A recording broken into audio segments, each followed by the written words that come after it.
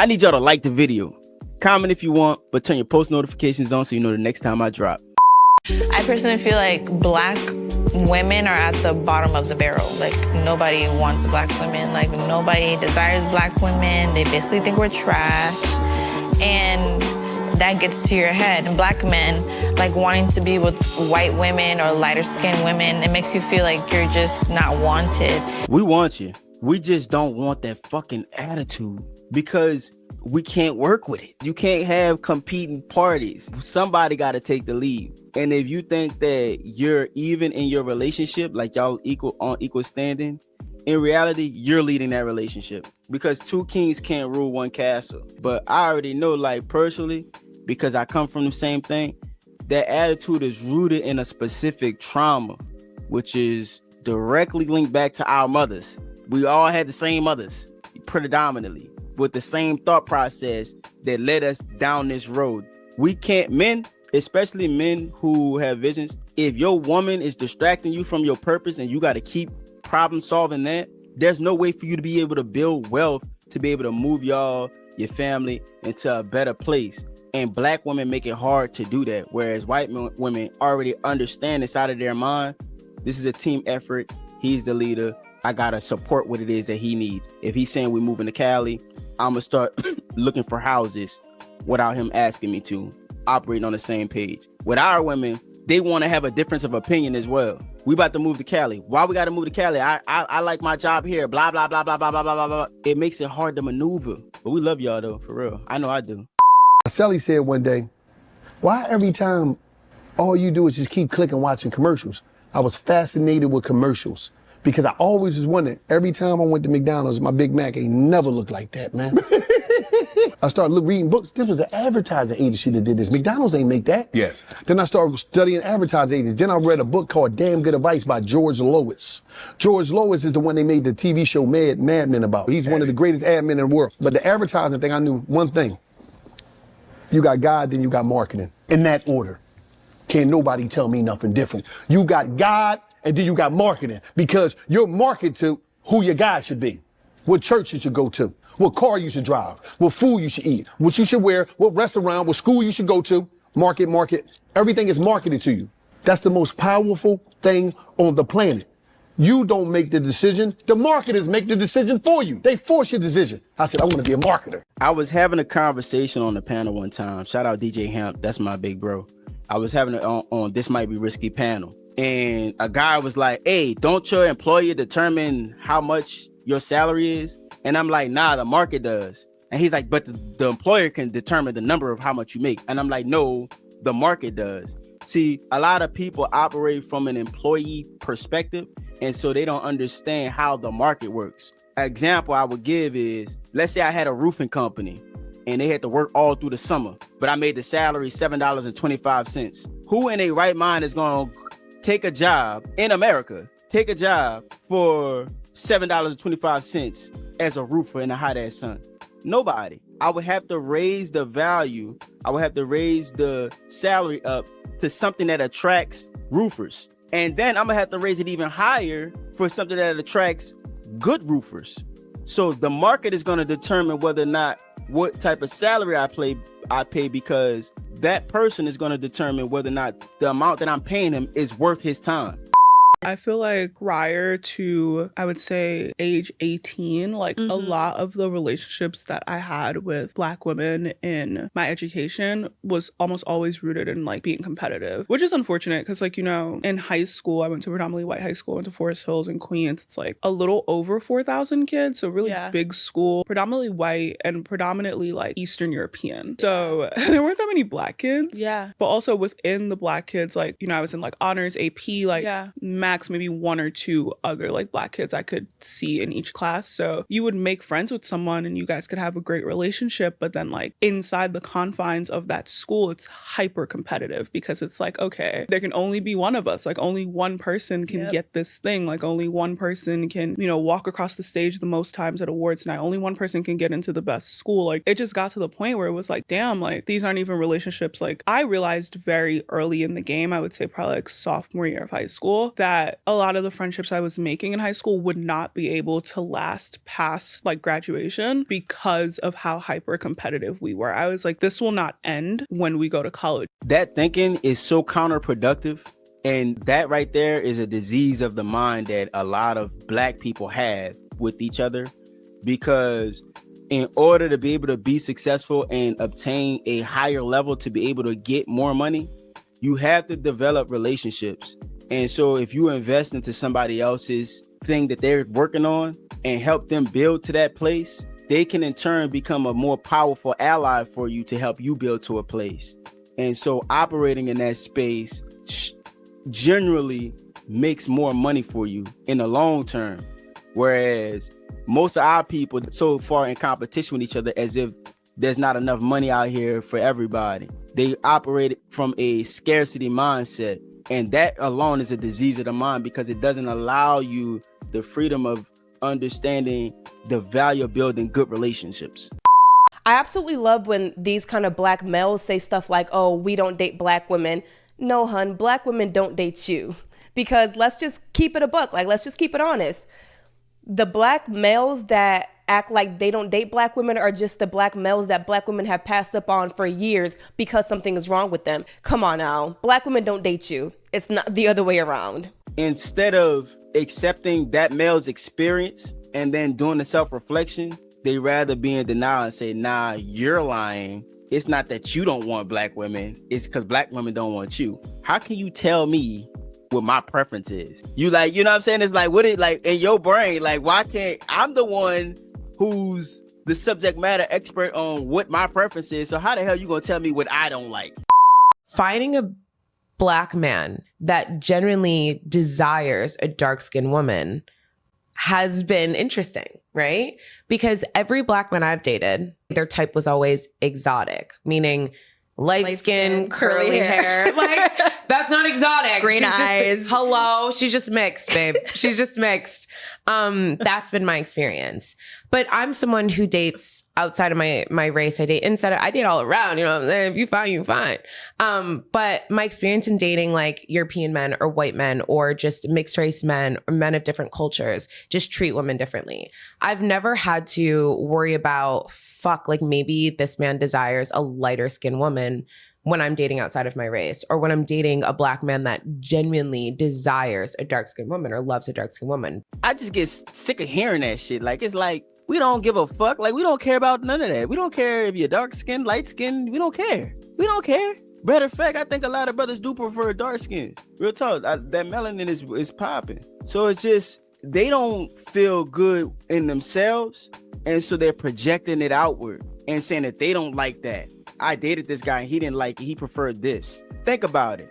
How would that conversation even happen? This is stuff that they're just making up based off of how they feel. They're looking at reality and they're trying to take reality and make it fit the narrative that they've already told themselves. That's how they operate. Think about it, right? She having a conversation with a man that she's dating, whatever that means, probably a nigga she fucking. Yeah, what do you prefer? Do you prefer me, the dark-skinned girl? Nah, I actually prefer light skin with green eyes, but you know, I'm just fucking you right now, you know? Like, you know what I'm saying? Like, that's not even a conversation nobody would even have. Like, it's not even, you know what I mean? Unless she was, you know, shooting above her weight class, which is possible.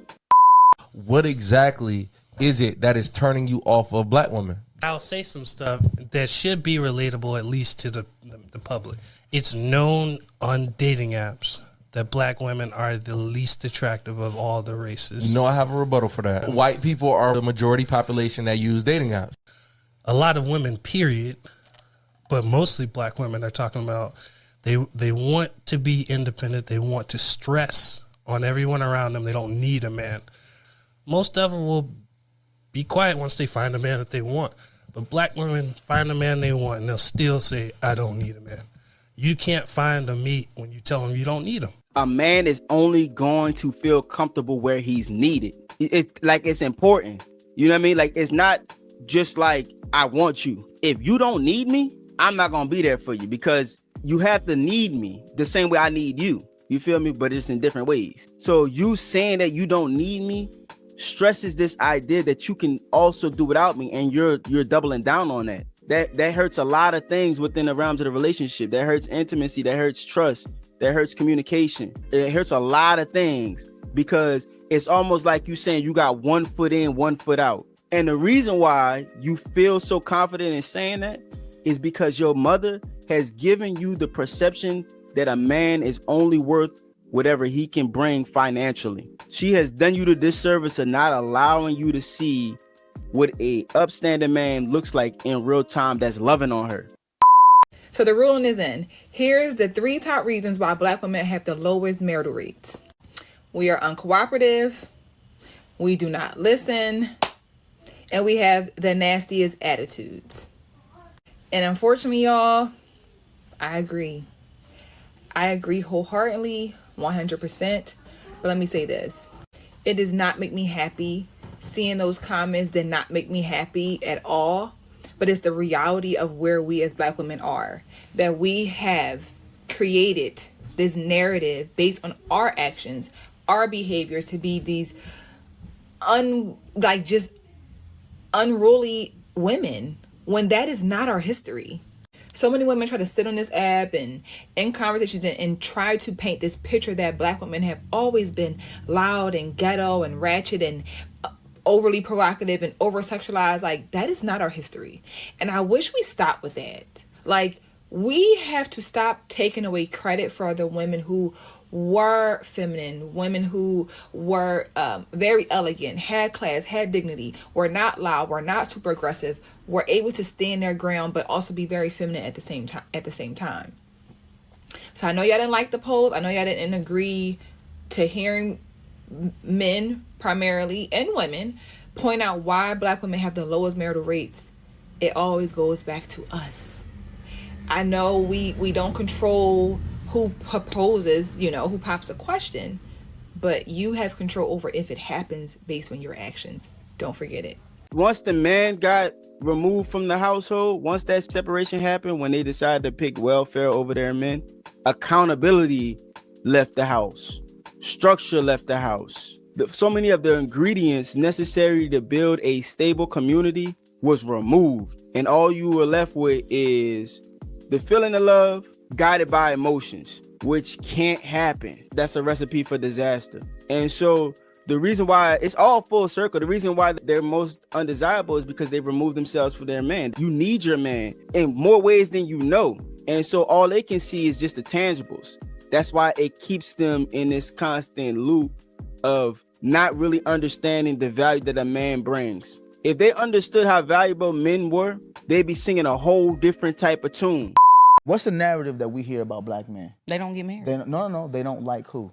Oh, they don't like black women. Well, yeah. The national average for Black men who are married, what are they married to? It's got to be Black women. Black women at what percentage? Over 85%. But it don't matter though, because once they make money, that's when they go get white women. White women, yeah. The national average for making over $200,000, Black men, right? How many of those men are married to Black women? I'll give him about a cool 95%. 95? I believe it. I do believe it. And then when you hear the horror stories, we got to talk about Scottie Pippen. Girl. Lex has a good point though, because they'll show the Scottie Pippen, right? And they'll say, look, this is how Black men behave. Yeah. But that's not the fact. Destroying the Black family has been on the forefront of the mind of the people who created this country. How do you destroy the Black wealth in this country? Yeah. Destroy the Black family. Make Black women think that Black men don't love them. Make Black men think that Black women don't respect them. That's all a fallacy. It's not true. The older I get, I'm 40 years old now, the more I realize that everything I've learned from mass media has been programmed by people who have an agenda. I could agree, disagree. I don't typically like to do that. I don't totally disagree with what he was saying. Our women don't respect us. That's a fact. It ain't somebody programming our mind that think that these women don't respect us. Now, our women do think that we don't love them, but we do.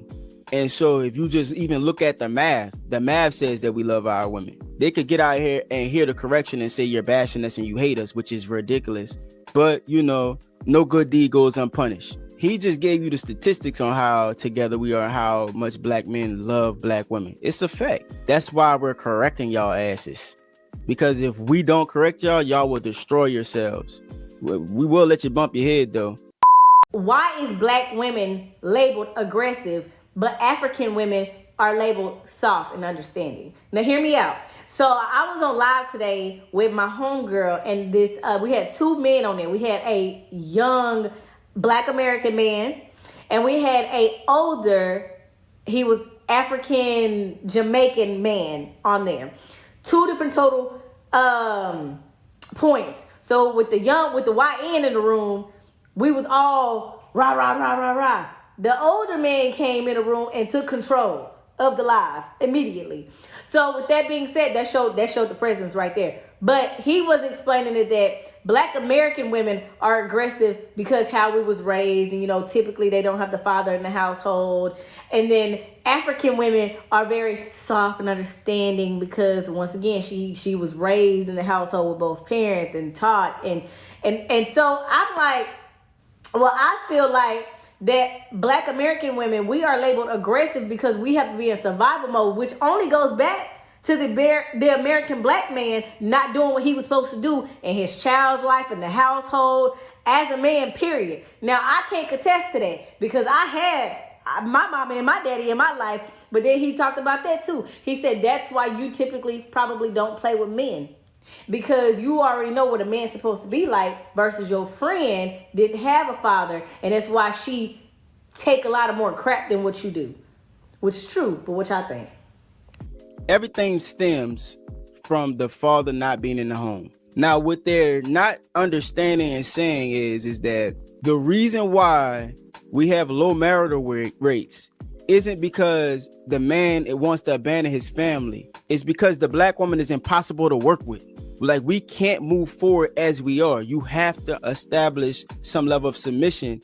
But I understand why it's hard for you, because you weren't able to see the Black love between a man and a woman. Your mother's selection in men and her desire to be independent has cursed us into this loop where your perspective is that we're abandoning our family, where you can't do the self-evaluation within yourself to say, hey, I'm the problem here. And it's not that this man is abandoning his family. He's abandoning me because he can't lead, he can't continue to move forward, he can't do things that he needs to do because I don't trust in who he is. And the reason why I don't trust in who he is because I didn't have a father to show me how this works. And then when this man uses his masculine voice to correct me, I feel belittled. I don't know how to handle that. I've never, been around that before. This is new to me. Whereas if she had her father, she would be used to that type of correction. She would be comfortable with understanding that a man's correction is his love. That's how he demonstrates it. He don't demonstrate it the same way that you see love, the same way your mama taught you to see love, based off of how you feel about it. A man demonstrates his love with his correction and protection. And his protection comes in all forms. It comes in the form of correction and him giving his life. So they don't understand that. So that's why it's like this endless loop. It's always past the buck. Nah, he's leaving his family. Nah, he leaving your disrespectful, disgruntled ass. That's what's happening. Black girls or white girls? White. But if they bad, they bad though. So. Black girls or white girls? I like both. Nah, you gotta pick one though. White. Black girls or white girls? I gotta pick. Yeah, you gotta pick one. White girls. What'd you say? White girls. Black girls or white girls? White girls. Why? They batters. Dang, that's. Hey, black girls or white girls? I don't discriminate. Well, you gotta pick one. No, though. I don't. Like preference. No, I don't. Preference. No. Preference. No, nigga. Black girls or white girls? White girls. Why? I walked out the table. I was like, I don't fuck with black girls, my bad. Black girls or white girls? You said what? Black girls or white girls? My black queens. Why? Blacker the berry, the sweeter the juice. Black girls or white girls? White girls. Why? I don't know. Is it your preference? I find it funny how as it kept going, she in her mind was kind of shocked. And this is the wake-up call that they need to see. You ever have like that person in a room that stank and they don't know they stank? That's kind of what it is. And they don't have the self-awareness. And if you tell them, hey, you kind of stink, they feel played about it. They don't feel like, man, damn, thank you for telling me I stink. I didn't know.